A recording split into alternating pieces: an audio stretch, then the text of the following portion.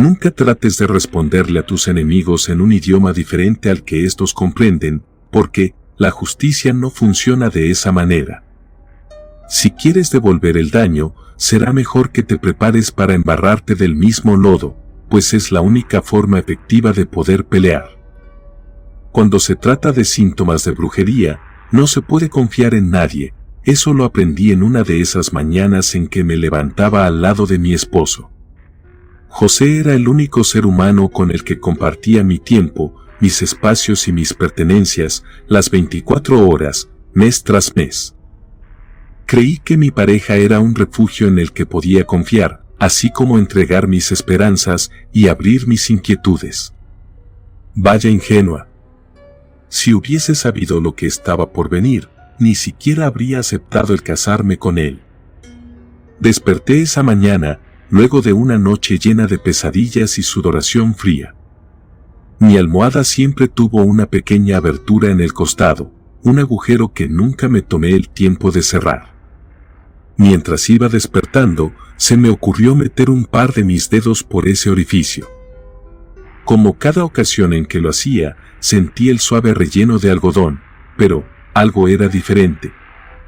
Mientras más me acercaba al centro, más podía sentir una textura extraña, fría y dura como una piedra.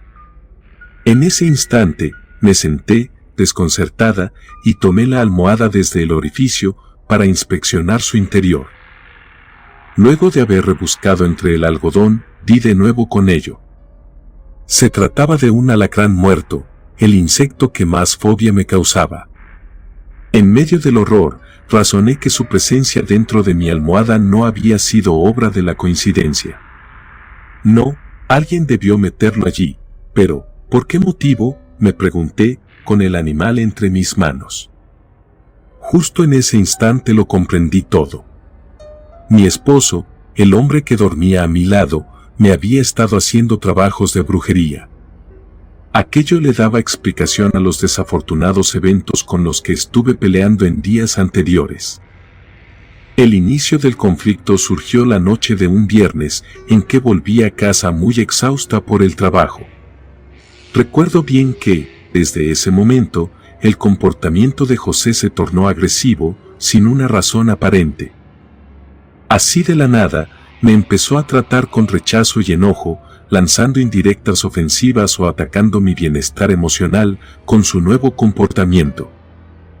Durante una semana, le permití que siguiera con su teatrito. Mas, no iba a dejar que ese nuevo trato hacia mí se convirtiera en el definitivo.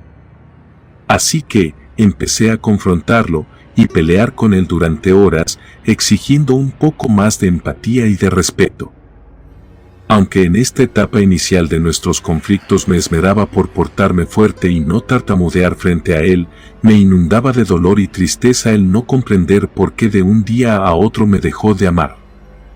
Antes de dormir me acostaba a llorar, sintiendo que era su burla y ya no su pareja. El aspecto que más me desconcertaba era lo repentino que fue aquel cambio. Cercano a todas esas discusiones, obtuve un mejor trabajo, en donde empecé a conocer a gente nueva. Esto último le disgustó bastante a José. Conforme más pasaba el tiempo, menos cercana me sentía a él, pues se seguía portando como un hombre desconocido, casi un intruso dentro de la casa. Ese era nuestro primer año viviendo como matrimonio, y, aunque sabía que tarde o temprano enfrentaríamos conflictos y malentendidos, no creí que estos nos alcanzarían tan pronto.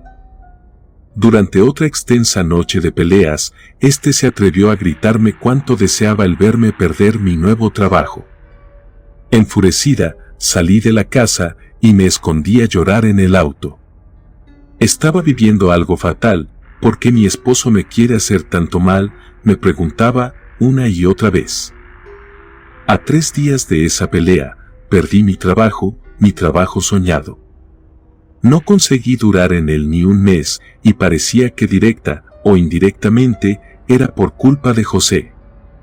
No tenía ni idea de cómo consiguió arrebatarme aquel triunfo, pero quería dejarle en claro que el hecho de perder un trabajo no era suficiente para doblegarme.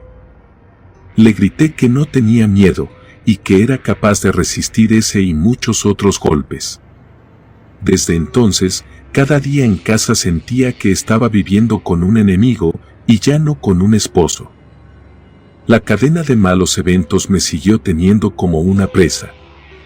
Luego de haber dicho que no tenía miedo, me vi rodeada por mi más grande fobia, alacranes. Estos animales se aparecían a cualquier lugar en donde yo estuviera. En el parque, la ducha, el parque e inclusive en el centro comercial. Un día, mientras caminaba por el pasillo de zapatos, encontré uno de color claro, adentro de unos tenis que estaba por probarme. Solo para cerciorarme de que no me estaba volviendo loca, le pedí a uno de los encargados que viniera a ver lo mismo que yo.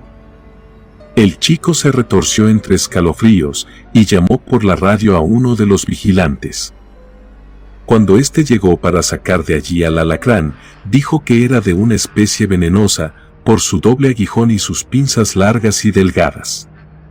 Noté la preocupación en el rostro de los dos. Dijeron que realizarían una inspección urgente dentro de todos los pasillos. Desde antes de que la hicieran, supe que no encontrarían otro, pues, estos solo me seguían a mí, y ya estaba por irme de la tienda. De todas las direcciones a las que podían caminar aquellos arácnidos, siempre decidían caminar hacia mí. Tuve que conseguir un insecticida para lidiar con eso. Debía de reconocerlo, ahora sí que tenía miedo. Fue en esta terrible época de plaga, que hallé la atrocidad que se mantenía oculta dentro de mi almohada. Ese día, en que descubrí que José hacía algún tipo de magia oscura para torturarme, no le dije nada al verlo despertar, al contrario, actué igual que siempre. Haría exactamente lo mismo, darle los buenos días en la mañana, para luego buscar la forma de hacerle daño, a sus espaldas. Gracias a una búsqueda extensa que hice en línea, sobre cómo devolver trabajos de brujería, di con un palero del palo mayombe, el cual, en su anuncio, ofrecía resultados instantáneos tanto en limpias como en trabajos de brujería. De tan solo pensar en lo cerca que estaba de poderme vengar, se me dibujó una sonrisa en la cara. Era mi turno de contestar. Tan pronto como cayó el fin de semana, me trasladé de Coyoacán hasta el Estado de México, más específicamente en Tultitlán. Allí, conocí a Mateo, en una clase de consultorio espiritual. La fila para las consultas no era grande, pero cada una demoraba una cantidad razonable de tiempo. Por un momento temí el estar en presencia de un charlatán, sin embargo, concluí que los resultados serían los que se encargarían de hacerme ver la efectividad en su poder. Finalmente, llegó mi turno de consultar. Era la primera vez en que me acercaba con alguien que tuviese la habilidad de intervenir con espíritus, ollas, cánticos, magia y toques de tambor. Luego de haber explicado los extraños eventos y lo que encontré en mi almohada, Mateo me dijo que, en efecto, todo era obra de algunos trabajos de magia negra, llevados a cabo bajo mucha conciencia y saña. Solo para corroborar que José era la persona implicada, se puso a consultar algunas preguntas, de las cuales, solo él era capaz de interpretar las respuestas por medio de unos caracoles. Cuando las cosas me quedaron en claro, Mateo me dio a escoger entre dos posibles opciones. Mencionó que, por lo general, hacer un trabajo para molestar o dañar a alguien implicaba sus riesgos, además de sacrificios y peticiones de todo nivel.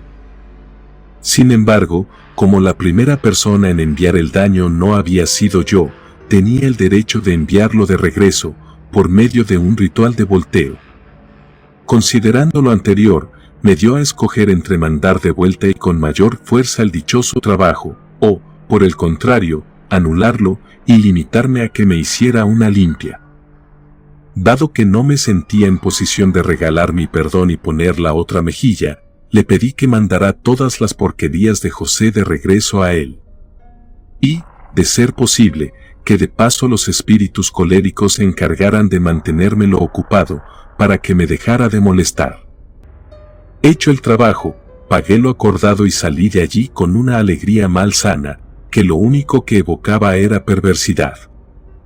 Como obra de magia que fue, José tuvo que salir de improviso a la mañana siguiente. No me dijo los motivos, pero disfruté de tener la casa sola.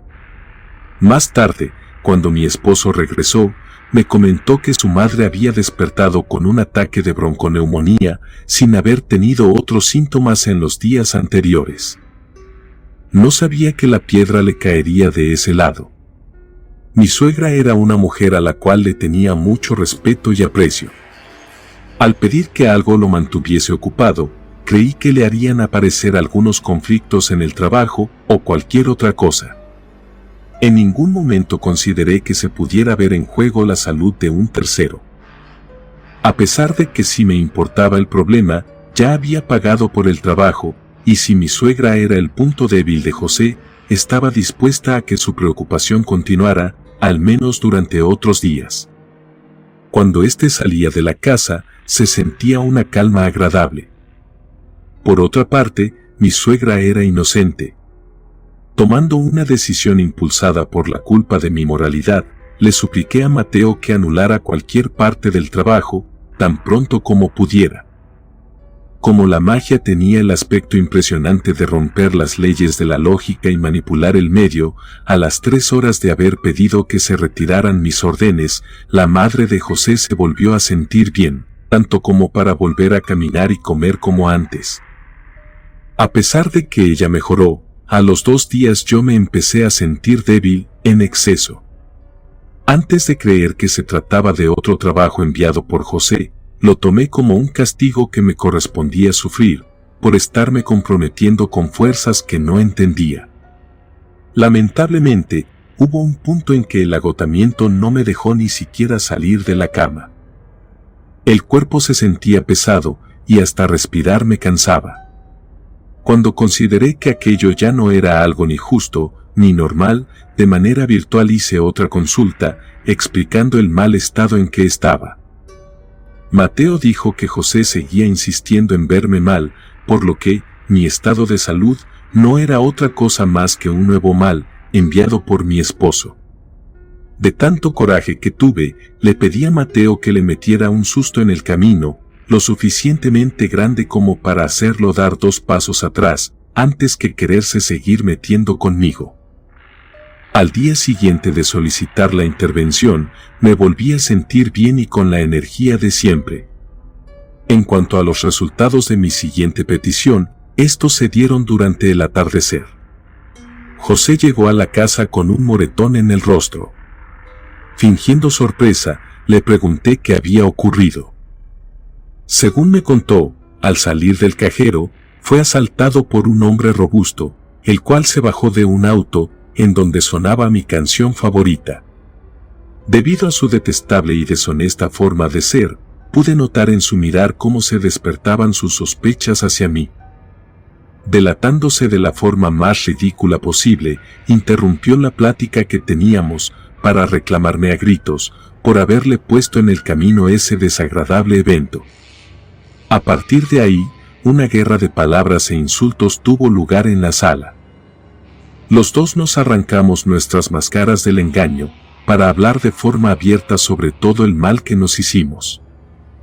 En cuanto me atreví a cuestionarle a mi esposo sobre sus razones para hacerme daño, me confesó que en mi ausencia había estado leyendo mi diario.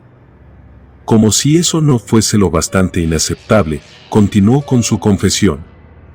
Me explicó que una de mis notas lo hizo enfurecer. La nota en cuestión hablaba sobre una vez en que me puse a recordar mi relación pasada, haciendo comparaciones con la actual. Tal vez no fui muy cuidadosa con las palabras que escribí, sin embargo, además de la enorme falta de respeto, me parecía una exageración que éste perdiera el control por algo tan absurdo y minúsculo. Por el bien de mi paz mental, abandoné la casa, sin darle más réplica, al menos no por el lado verbal. Solo para divertirme un poco, le pedí a Mateo que me ayudara a hacerle un amarre, uno que tuviera resultados prontos, y lo dejara sin mucha opción. A la semana de haber comenzado con el proceso del amarre, José volvió a tratarme del mismo modo en que lo hacía cuando apenas éramos novios. Por otra parte, yo estaba consciente de que su actuar era causado por la misma brujería. Justo en esta etapa, me aproveché de la situación para ridiculizarlo y herirlo. Jugué con sus sentimientos e incluso me atreví a humillarlo, diciéndole que ahora se portaba como mi mascota. Supongo que llegó el día en que empezó a sospechar de la manipulación, pues hubo una tarde en que simplemente regresó a la misma posición de antes. Esto último lo tomé como la señal inequívoca de que el futuro solo se seguiría poniendo peor. Poniendo la situación bajo un aprieto más grande, hubo una mañana en que, tras un notable retraso en mi ciclo, descubrí que estaba embarazada. Teniendo la prueba positiva en mis manos, decidí que no le mencionaría nada a José. Aquella noticia se la daría tan pronto como arregláramos nuestros problemas. De lo contrario, iba a ser un momento demasiado contrastante, y no quería que algo tan tierno y próspero se viera mezclado con nuestros reproches infantiles. Pasó cerca de un mes desde que me había hecho la prueba. Sin importar cuánto necesitaba hablar con José, este siempre se negaba a entablar una conversación seria, ya no de rivales. A la par en que se me dificultaba el mantener una plática con el insensible de José, un dolor insoportable apareció en mi vientre. Cuando las molestias duraron más de 3 días, agendé una cita con mi ginecóloga, para saber cuál era la causante y si eso ponía en riesgo a mi bebé. Temo decir que, muy para mi desgracia, de nada sirvió el haber programado aquel encuentro. La tragedia nos alcanzó a mí y mi pequeño feto, antes de poder recibir la atención. Recuerdo ese espantoso evento como uno de los más dolorosos y traumáticos de mi historia. De pronto, mi baño se convirtió en un área llena de muerte y sufrimiento. Creyendo que me desmayaría por la pérdida de sangre, me apresuré a llamar a una ambulancia, para que me ayudaran a ir a un hospital.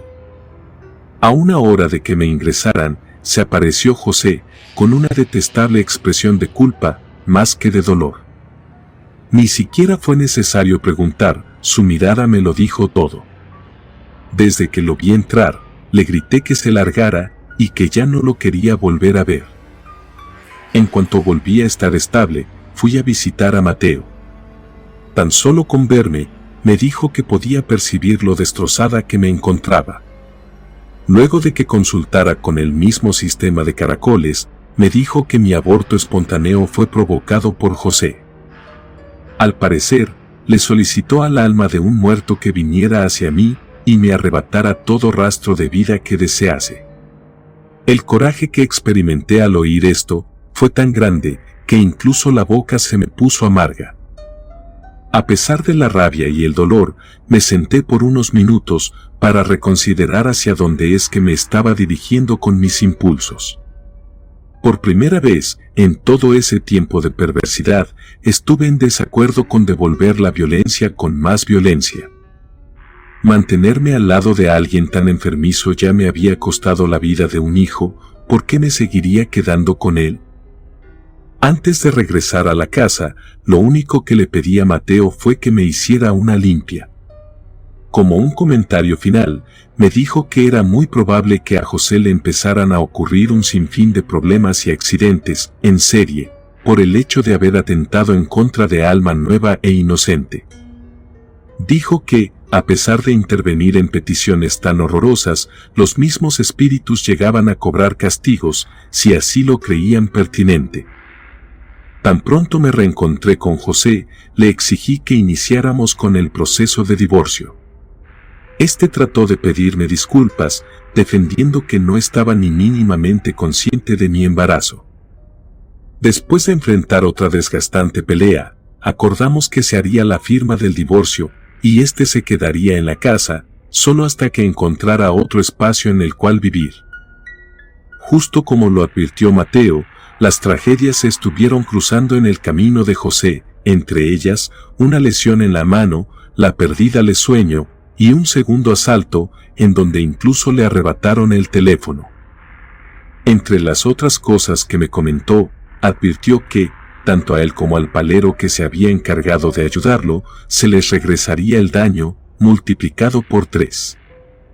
Como si de una clase de efecto espejo se tratase, vi a José enfrentar los mismos tormentos que a un principio me mandó. Para empezar, lo vi perder su trabajo. Aquella tarde estuvo fúrico, diciendo a cada rato que ya nunca conseguiría un trabajo como ese. Creo que en otro momento me hubiera dado gusto el verlo atravesar por ello. Pero, ahora me hallaba tan desapegada de él que, desde lo más sincero, me resultaba indiferente cualquier cosa que le sucediera. Antes de que pudiera salir delante de aquel fracaso, la misma plaga que tuve que enfrentar, lo alcanzó a él, solo que en forma de abejas. Desde niño, José generó una fobia a ellas, luego de presenciar a uno de sus maestros, siendo atacado por todo un enjambre. A cualquier sitio que iba, éstas volaban detrás suyo, o se le enredaban en el cabello. En ninguna ocasión lo picaron, pero sí le generaron mucho terror. Conforme se fueron desapareciendo las abejas, su cuerpo comenzó a debilitarse, del mismo modo en que pasó conmigo. Al verlo tan indefenso en la cama, ni siquiera me nació el llevarle de comer o preguntarle si le podía ayudar en algo.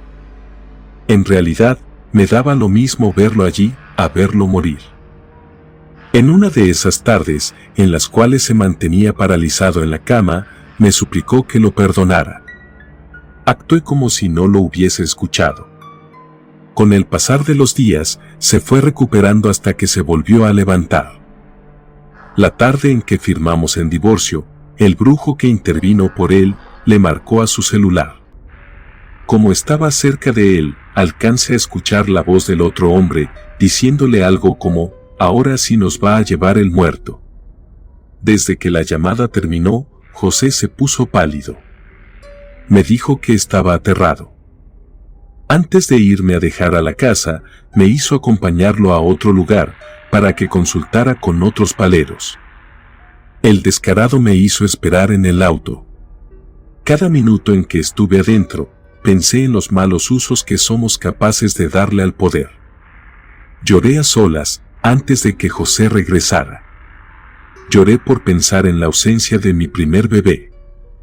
De nueva cuenta, me vi enredada en la dualidad, porque, por un lado, no quería continuar con la guerra de trabajos y maldiciones, y, por el otro, lo único que deseé en ese instante, fue que José sufriera un dolor tan grande como el que me había hecho pasar. De repente, de reojo alcancé a ver a alguien más, sentado en el asiento de atrás. Lo pude ver en el corto pasar de un segundo, como si de alguna forma me estuviera acompañando. Presentí que aquel era el muerto del que habían hablado. José regresó al auto, llorando de igual manera. Este me confesó que estaba llorando de terror. Después, me dijo que, el palero al que le pagaba, había sido encontrado en su casa, muerto. Con un tono desesperado, dijo que el cuerpo lo hallaron sin cabeza y con sellos marcados en el cuerpo. En el instante en que sentí que me estaba contagiando su estrés, le ordené que me dejara en casa. Antes de despedirme, me encargué de alimentar su sugestión, contándole del fantasma que se dejó ver en el coche. Aquella fue la última vez en que vi a José completo y cuerdo. Actualmente, José se encuentra bajo el cuidado de su familia. Pues, luego de haber sufrido un accidente en aquel mismo auto, terminó perdiendo ambas piernas. Al final, me llena de amargura e impotencia ver hasta qué punto puede llegar una pareja, cuando los conflictos no terminan por aclararse a tiempo. El cuento de hadas se convirtió en una pesadilla, por dejar que la magia negra se quedara en medio. Relatos escritos y adaptados por Dea Martín.